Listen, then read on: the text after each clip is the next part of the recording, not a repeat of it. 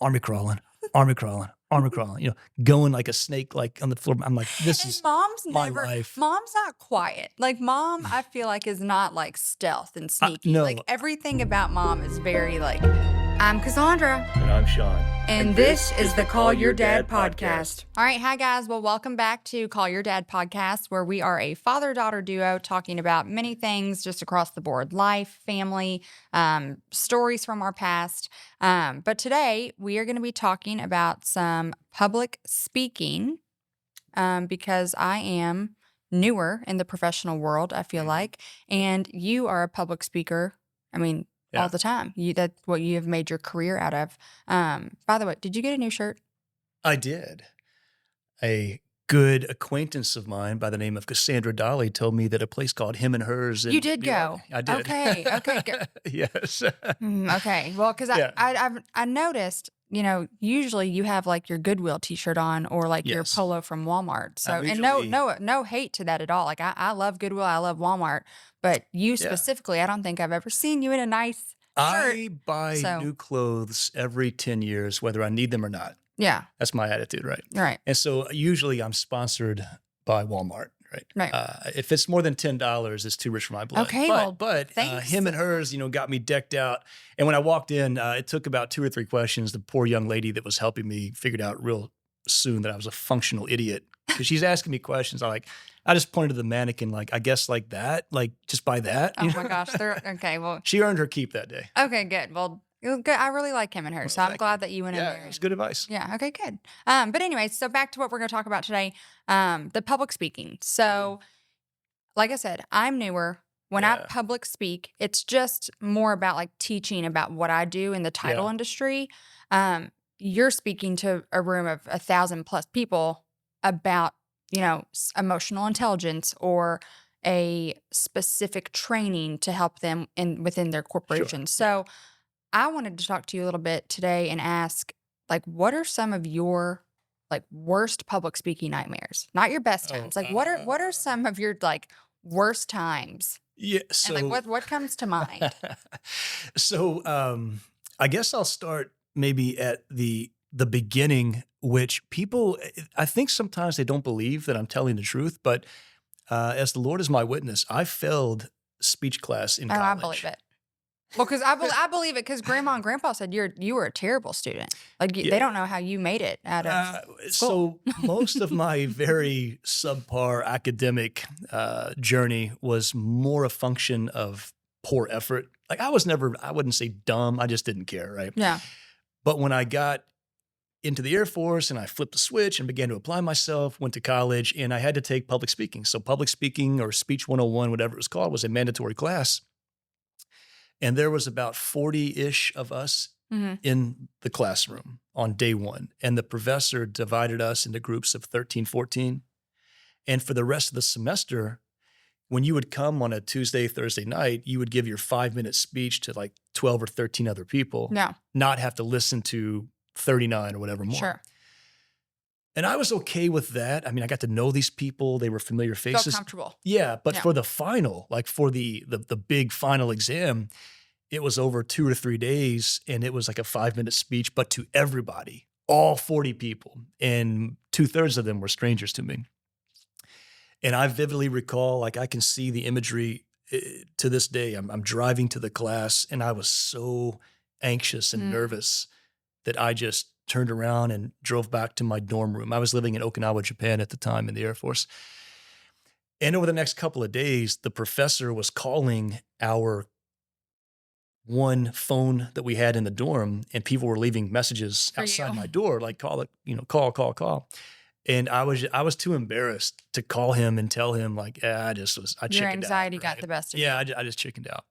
But it was a required class. Like, so he failed me. Or let me rephrase that. He documented my failure. I failed myself. He just Right. did the paperwork, right? But I eventually pushed through and began to figure it out. So when I was in the Air Force later as an officer and as a pilot, I would be asked to give briefings to all the air crew, all the other aviators in the squadron. And, even though there was only like 50 or 60 people in those rooms, like in my mind, there was thousands of people. Oh, there. yeah. Like that's the way I remember it. Yes. Right? Because I've gone back to that same room in the years since, like, oh my gosh. It's kind of like going back to like your elementary school as an adult. You're like, wow, the classroom was this small. Right. But when people to this day, and this is not a humble brag, but if I'm fortunate enough to do a good job, when people come up afterwards and say things like, wow, that was great. You know, I wish I could be that calm on stage. The first thing I say is, look, you know that duck that you see gliding across the surface of the water like that? The feet, what you can't see, are paddling furiously. I said, what you see on the outside ain't what's going on the inside. Yeah, inside your chest is beating and you're stressed and that's right. anxious. You gotta harness that energy, and what I call is you just gotta ride the lightning. But if they say, I mean, how did you learn to speak like that? I say, well, since you asked, I'll tell you the story. I had a couple of jobs early on in the Air Force that required me to speak to rooms full of aviators. And I've never read it, but there's a book called Love Languages. And for some people, it's words of affirmation or physical touch or acts of kindness. A pilot's love language is sarcasm. Like they are mean, very cruel to each other. And so when you're a 20-something-year-old lieutenant rookie pilot in a room full of type A alpha apex predators that are just looking to like always pounce, you had to get really tough. Like you had to really learn how to survive that stage. And so some people start like, oh, that's kind of a cute, you know, like, no. I'm telling you, when you are on stage, and I'm not going to name names, but when you look out and you see some of those pretty witty, pretty mean people, I mean, they love you, but that's how they're going to show their love. They're going to show their love by making fun of you, ridiculing, you know, so that is kind of where I learned, I guess you could say, to hone the craft. Because early on, I figured out, man, these people, you know, at 8 a.m. on a Saturday, and I got to talk to them about the pulse repetition frequency of the SA-8 missile guidance system. They don't want to be educated. They want to be entertained. Right. So like early on, you kind of learn, you have to engage and hook them. And if you get them on the line, then you can trick them into learning something. You can sneak something in, right? Just like sneak a little piece of information in there. Yeah. So I just say that preface. I do have some, I guess you could say, like from the stage war stories. But if anybody who sees me now think that I just rolled out of bed one day and can do what I do, like, trust me, it was a long, hard slog. And it was never comfortable early on, for sure. Yeah. Well, that's that's nice to hear, because I know that I struggle with that sometimes, you know, just like when I'm about to get up and have to say something, I have to remind myself, like, nobody cares. Like, I need to just get up there and say what I need to say. Like, I'm overthinking it. They're thinking about themselves. I'm thinking about myself. Just say what I need to say. Yeah. But knowing that I'm not alone when I feel like, oh, just so tight with, you know, anxiousness, and I feel like I can't breathe. That most everyone kind of has that, you know? So whether it's to the extreme or just a little bit, we all have it within there. If you are a speaker, if you ever take the stage or the front of the room and you could care less what happens, you may want to find something else to do. So I just try to encourage people to know that when you feel those nerves, that is exhibit A that you care. Right. Like when you feel like, oh my gosh, I hope I do it, that is just proof that you actually are genuinely concerned, right? And so then the only thing you can do, like you said, they don't judge you nearly as harshly as you're judging yourself. We're terrible to ourselves. Big time. And we know ourselves, so we know how to come at ourselves unlike any other.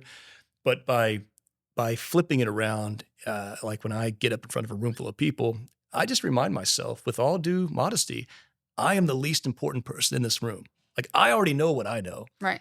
The audience is not here for me. Like, I am here for the audience. Them, and if I put the focus on them, I think that takes not the physical spotlight, because that is on me, but the metaphorical spotlight. Yes. And if I'm focused on them, I don't have the bandwidth to focus on myself. And there's some liberty in that. No, that's good. That's good. But yeah, so for so you failed speech. Like, So you sucked. You were a terrible public speaker. Yes. Now you do this as a career. Yes. Yes. So let's go just over the past few years or so, because obviously you haven't always done this. You were a pilot, and then you went into, like, you did work at Humana for, you know, like. So I was in the corporate world. And in the military, I was a commander. So now that you are like full force public speaking, let's look back in the past couple years. What are what is something crazy that's happened, or just something where you're just like, oh my gosh, I can't believe that just happened, or like just something embarrassing, Yeah. like a terrible time? So, I've been spared. I've had some really close calls, and they're real simple stories. Like, I always get so nervous before I speak, like the night before, the day before, the morning of, the hour prior, like the hour prior to a big public speech. I'll probably go to the bathroom 3 times, right? Yeah. Just because my nerves, right? And when you go in and out of the bathroom a lot, that means your zipper's going up and down a lot. And I came so close to taking the stage about 6 months ago with my fly out, right? Then on the other side of that, I usually speak. They'll usually outfit me with either a lavalier, like a lapel mic, or the headset mic, like a real thin strip. And the audio video guy clicked it on, and I'm in the green room. I go to the bathroom next door, and I'm in there about to take a leak, and I realize my microphone is on, and it's going to project over the entire. Yes, because it doesn't matter where you are. I mean, if that thing is within receive mode, yeah. And luckily, again, divine intervention, I caught it, because that's actually a scene out of a movie I saw like years ago, where it was a comedy where that actually happens to a guy. Yeah. The one that though I couldn't avoid, I was giving a keynote speech to a group, and the topic was emotional intelligence, which is basically, are you aware of yourself? Are you aware of other people? And then with that awareness, are you deliberate in how you choose to express yourself? So the guy cuts you off in traffic, gives you the finger, drops the F-bomb. Are you aware that you're angry? And with that awareness, are you deliberate in choosing to pull over and beat the crap out of him on the shoulder? Or are you deliberate in deciding to let it go, right? That's emotional intelligence. So 10 minutes into this thing, the projector goes out. You got to prepare for that. You just got to assume that's going to happen. The techies come up and they say, okay, we think we got it. We think we got it. They get it going again. Now, meanwhile, it's a room full of people just staring at me. Right. Some up there tap dancing, making light, cracking jokes. 10 minutes goes by, it goes out again. Oh, man. And they come up and they're like, hey, we think the bulb is burned out. We're going to go next door, get another bulb. It's going to take about 15 minutes. I'm like, dude, I can't. Yeah. I appreciate the effort, but I can't stand up here for 15 minutes. I said, we're just going to push ahead. And, I always had said, don't ever take the stage not prepared to lose your visuals. If your visuals are what you have to get through, you need to rework the material. Yeah. Because, comedians, they don't have PowerPoint slides. Right. I mean, there's They're plenty of people, rolling. right? They're just rolling. Now, it's one of those silver lining scenarios, because given that the subject matter was emotional intelligence, I got to demonstrate real time for the audience. And to this day, when I bumped into those people, they have said the most memorable thing about your whole presentation was that you were able to just carry on in spite of that. I said, yeah, it would have been, I think, a pretty comical,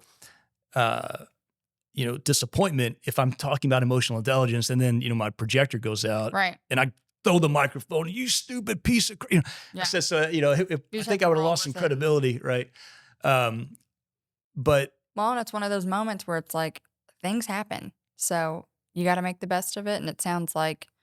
Yeah. And so, I used to say, as a pilot, you do not get paid your money when things go right. As a pilot, I always felt like I earned my paycheck when everything went wrong. Yeah. And I think that for most professionals, that's kind of the truth, right? I mean, if it's so easy that there's nothing that could go wrong, then you're probably not hiring somebody to do that job for you, right? And so I have that same ethos as a public speaker. I just assume that there's a crisis, waiting for me. But it's not always on stage. As I was telling that story, I remember probably one of the more comical and surreal moments of my public speaking life was not behind a microphone, but in front of a camera. Okay. So this was the COVID cruise. Oh. 2020. Okay. Right. Oh my gosh. I'll never forget this. Right. Oh, So, Mom. Shinko. yes. Oh, my wife. Whew, God bless her. Shinko. If you know Shinko, you just know. And if you don't know Shinko, this story I think will embody This sums it up. her as a whole. Here you go. Use this as your baseline. All right. So we get on a cruise ship in February of 2020 when there was maybe stories on page A7 of the newspaper about a respiratory illness in Wuhan, China, right? We hadn't heard of COVID yet, No. right? But it was a 30-day cruise that crossed the Atlantic. We bounced around the Caribbean, then went over to the Mediterranean. Well, 10, 12 days in, okay, now there's COVID in Italy. Now there's COVID in Washington State. Now there's COVID here, COVID there, COVID everywhere. Everywhere. It's COVID everywhere. COVID on the boat. Yeah. And COVID on your cruise. ultimately, on our cruise ship, I think like 27 or 28 people died. It was mostly elderly people that were passengers on the Sure. cruise ship, right? A 30-day cruise, February, March, not a lot of kids. Mom and I in our 40s were like children compared to most of the other, Sure. right? So anyway, as it relates to public speaking nightmares, or at least humorous anecdotes, I was calling all of the Canadian and Americans that I had contact information. I was building a list so I could check in to see how they were doing, et cetera, et cetera. And I would just do that all day long because we were quarantined in our room. Well, somehow that kind of leaked out and the news agencies picked up on it and they contacted you and Jessica, my sister, Cassandra's aunt. And Maria. And Maria. Yeah. Like, hey, are you all related to this Sean Dolly who apparently has taken on some kind of like a leadership role on this cruise ship that's quarantined that nobody in any country in Europe will take? Yeah, because you all were just circling. Yeah. Nobody wanted us. And I don't think you all didn't even have people coming out to like bring food or. We had one stop in Morocco. We were reprovisioned in Morocco. So the news agencies get a hold of me and yada, yada, yada. I do a few, but I did one that was live with Fox News. Yes. And it was their primetime slot, which was 7 p.m. Eastern, which would have been like midnight in Marseille. We're off the coast of southern France waiting to hopefully somebody take us. So it's midnight and I've got, my iPhone 4 and I've got my corded earphones in. And it's midnight, so Mom's asleep in our cruise ship cabin, which was small. I'm not going to fork out money for the presidential suite, so she's laying in a bed behind me. But I've got my iPhone 4 tilted so that she's not in the field of view. The bed is not in the frame.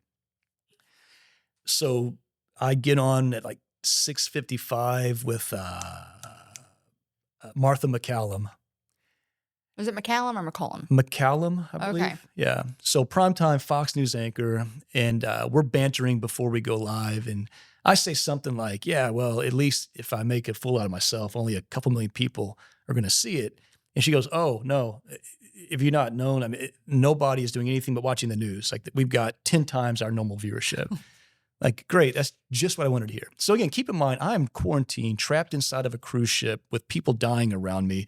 Cruise ship tiny room. Somehow I've been adopted into this like very informal leadership role.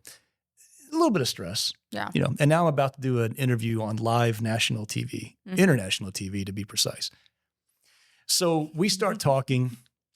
So now the interview's live. Interview's going, like right? If this is right. on TV. It's live. I'm at home watching with the kids. Yeah. And knowing that this is live, like knowing that I am on my phone right now, my quote unquote friends start texting me. And the typical. Oh, so your phone. Yeah. Bing, ding, ding, ding, ding, ding. Like, so as I'm trying to have a conversation with a network news anchor, cable news anchor, my quote unquote friends, and I'm not going to repeat some of the stuff they said. It was not encouraging. Oh, yeah. Typical, I'm like, sure again, the pilot's level yeah, language I'm of sarcasm. Sure they're just being not nice. So with that going on, ding, ding, ding, ding, ding, ding.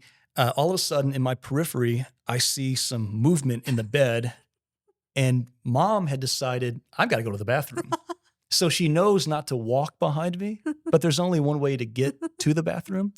So then from the far right of my peripheral field of view, I see Mom like on the floor, army crawling behind me from right to left. That is such a mom thing to do. Like, mom, Now, that is the most so mom again, thing to do. this is like, I swear, I feel like sometimes my life, I'm like Forrest Gump, like the weirdest things have happened to me. So then, just quick synopsis. I am looking into an iPhone 4 where my friends are harassing me as I'm talking to a cable news anchor during prime time, trapped on a cruise ship, quarantined in the Mediterranean with people dying around me, right? This is not how I thought my cruise was going to go, right? So mom crawls into the bathroom and I'm thinking, please don't flush that toilet. Please don't flush it. If you've been on a cruise ship, those things flush like jet engines. Loud. They're so loud. So I'm talking. And so I'm trying to like stay in bobblehead mode with Martha McCallum, like, pretending like none of this is happening around me. Then all of a sudden, sure enough, she goes, flush. Like, okay, I don't think that maybe picked up. And surely she's going to stay in the bathroom. Like, knowing that this interview is not going to go on for. It's almost done. Yeah. Nope. She decided, I'm going back to bed. That door opens, and then from my left to my right, here comes mom, army crawling, going like a snake, like on the floor. I'm like, this is my life. Mom's not quiet. Like, mom, I feel like is not like stealth and sneaky. No. Like, everything about mom is very like, I would have obnoxiously extra. It would have been more, I guess, as the kids say, on brand if she had popped into the frame like peace, like if she would have like that would have been more like I would have expected that. So I applaud her for doing what she could to relieve herself without corrupting the shot. But I'm like, babe, like you couldn't hold that like 12 minutes. Like it's even funnier because mom, she's already dead asleep. Like she's already asleep. And now she's like, yep, it's time to go. Yeah. And so, okay, so why would I share that story? It's because, again, as a public speaker, all you can control is your preparation and your priorities and your effort. That's all you can control. No. You cannot control the audience. You cannot control the tech. You cannot control your wife low crawling to a bathroom when you're doing an interview. I mean, you just cannot. And so you have to accept it. And again, because we've all been shaped by our experiences, something I learned early on as a pilot, if you're planning a mission or planning a combat sortie, don't waste time and burn calories wishing things into existence that you want to be true or wishing away things you don't like. Like I learned early on, you just have to accept the battle space as it is. Yeah. I wish there were not Taliban heat seeker shooters behind that ridgeline, but I just have to assume that they're there. I wish that my engine didn't have a flame out, but that just, you just have to accept it, because any effort that you waste, like, ooh, I don't like this. I don't like that the world is not conforming to my will. I mean, I'm not smart enough to do my job and worry that much about my circumstances. Yeah. I'll prudently plan for it. Like, for example, I will always wear underwear that matches the color of my pants so that if I do split the seam, it won't be so obvious, right? But I can't control you know what I mean? So I thought you were going to say, like, if you accidentally crap yourself or something. No. I was like, okay. Well, I mean, hey, that too. So maybe that's where, like, I'm not going to wear white pants to a public speaking event and they're going to serve spaghetti and meatballs, before this. I mean, there's certain things you should take into account. Prepare for. Yeah, be a little bit prudent, but there's a certain point, man, like they say, like Medea said, let go, let God. You just gotta let it go, man. There's nothing you can do about it. You just gotta push the screw it button. Yeah. Like, just push the button. Yeah. No, that the story of mom army crawling. Oh, what a time. Yeah. Yeah. So let me think. Yeah, I feel like there's some other good ones. Yeah, though. I'm just like trying to pick through my brain right now. So another time, I had been signed to give a pretty big, decent paid keynote speech out in Denver. Okay, this has been within the past year. Yeah, this wasn't that long. I mean, this wasn't that long ago, because I remember. I think you put me and Alexander in a group text. Like, you're not going to believe what just happened. Yeah. So another organization, a nonprofit, I'm not going to name them, but limited budget. Sure. They said, hey, I was at the speech you gave at another venue, and that was great. do you speak about other topics? And I said, well, sure. And here's my website. Here's the menu of different things that I discuss. Oh, we'd love to have you talk about change. Yeah. Sure, no problem. So I agreed to do it at a discounted rate because I told them, hey, look, I'm going to give you my best, but I'm workshopping some new material. And so I'm going to kind of meet you in the middle here. I'll lower my price somewhat because I can use your audience to kind of beta test run. this out. Yeah. Right. Do people laugh when they're supposed to laugh? Do they go aha when they should go aha? Do they clap at the end? So I get there and I'm giving this speech to this civic organization a week before I give it to this big crowd that's paying money, right? Yeah. More money. Well, I get there and it's local. Kentucky and Louisville were both playing at the same time. It's middle of the day. Some people have been drinking. Okay. It's a much older audience. Okay. Significant, like a lot of retirees. Yeah. It's gray and kind of dreary outside. So as I'm taking the stage, I'm looking out, and people are like already like falling asleep. Like their eyes are closed, they're nodding off. Yes. And this is not ageism. I'm not hating on the elderly. I'm just saying like the ingredients, the right crowd, everything that went into the mix. So yeah, there's a lot going on. So I'm up there, and then there's a certain point because a lot of my material, like I've got some pretty planned animations, like physical animations and like body language, and it's hard to be animated when there's like no energy in the crowd. Well, when they're all like, yeah. And so, like, this guy sucks. Part of you is the performer in you, because I'm not really a performer. Like I used to think I'm a speaker, but you got to bring the energy, right? A bit of extra movement. And it's easy to do that when when you can feel that energy coming back, when you can see them like head nodding and like smiling and, but I'm looking out and these people are, like falling asleep and all that. So I'm trying to go over the top. Like I'm trying everything I can to get some juices flowing, but they were very appreciative at the end. Like, oh, that was great. You were the first speaker we've had that I think kept everybody's attention.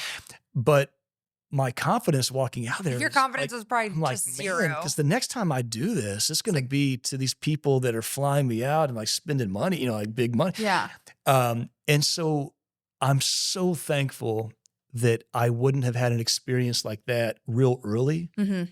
Because you always do want to then you're like, get feedback. Am I doing the right thing? Right. Like, that's right. Should I just not do this at all? That's right. Yeah. That's right. I will forever be open to feedback. I will forever be open to continuous improvement. You just have to be somewhat judicious in trying to figure out, okay, if something is not landing, whether it's the words or the delivery, is it not landing because this just isn't the right audience for that? Or is it me? Yeah. Could it be a combination? Sure. But usually it's usually one or the other.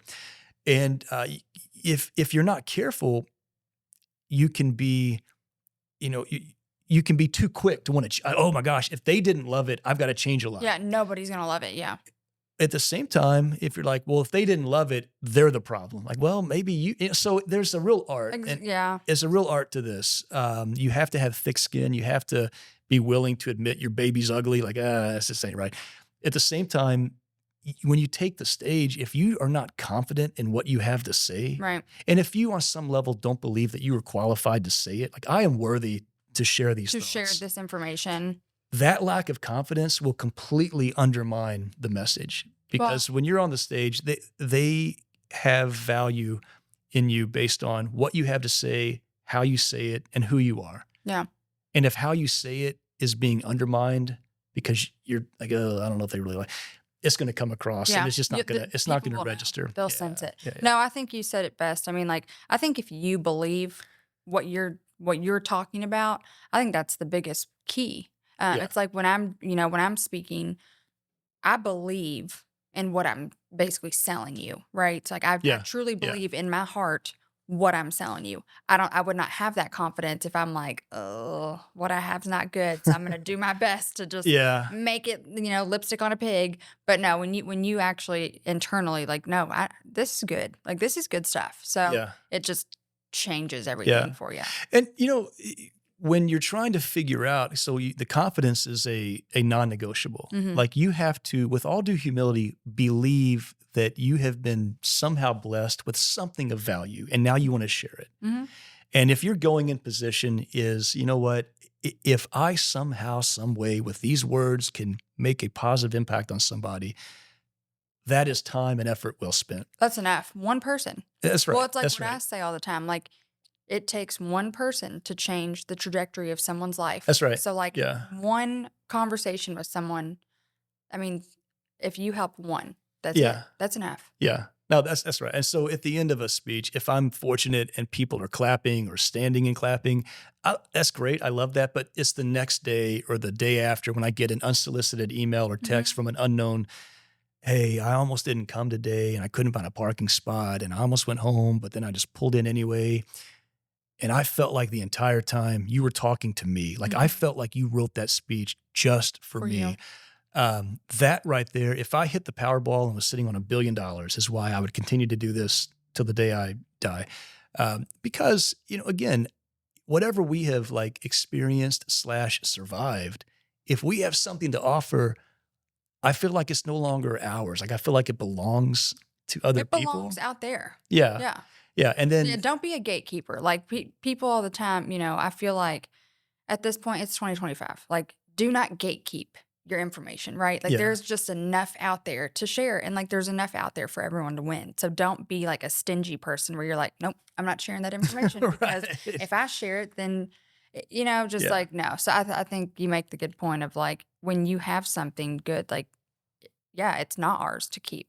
No, we got to share it and spread it. Shared. Yeah. All right. So that's a good thing. Probably it's a good note to end on. Yeah. So we'll go ahead and call this one a wrap, and we'll come back next time. This episode is a little bit more about me, I think, because this was more of my job. But I think the next go around we'll be back more to a handful of the funnier / embarrassing stories. Oh man, mostly about Cassandra, but I may have played a part here and there. All right, guys. Well, thanks for listening. We'll see you next time. See you then. We hope that you enjoyed today's episode. Yes, please make sure to like, follow, and subscribe. See you next time.